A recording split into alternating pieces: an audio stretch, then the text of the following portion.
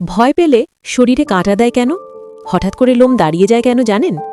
যখন আমরা ভয় পাই তখন আমাদের মস্তিষ্কের একটি অংশ অ্যামিগডালা বিপদ সংকেত পাঠায়। এরপর শরীর ফাইট অর ফ্লাইট মোডে চলে যায়। এই সময় অ্যাড্রেনালিন হরমোন দ্রুত রক্তে ছড়িয়ে পড়ে। অ্যাড্রেনালিনের প্রভাবে হৃদস্পন্দন বেড়ে যায়, রক্তচাপ বাড়ে, আর ত্বকের নিচের ছোট ছোট পেশি সংকুচিত হয়।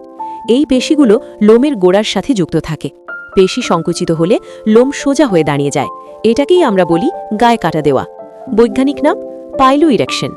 একই সিস্টেম ঠান্ডার সময়ও কাজ করে। লোম দাঁড়িয়ে গেলে ত্বকের উপর বায়ুর একটি স্তর আটকে থাকে, যা তাপ সংরক্ষণে সাহায্য করে। যদিও মানুষের ক্ষেত্রে এটি খুব কার্যকর নয়, কারণ আমাদের শরীরে লোম কম। আসলে এই প্রতিক্রিয়া আমাদের পূর্বপুরুষদের থেকে এসেছে। প্রাচীন মানুষ বা পশুদের শরীরে বেশি লোম ছিল। ভয় পেলে লোম দাঁড়িয়ে শরীরকে বড় দেখাত, যাতে শত্রু ভয় পায়। প্রাণীদের ক্ষেত্রে আজও এই সিস্টেম খুব কার্যকর। বিড়াল ভয় পেলে শরীর ফুলিয়ে বড় দেখায়, এটা একই পদ্ধতি। আজও সেই পুরনো সিস্টেম আমাদের শরীরে রয়ে গেছে।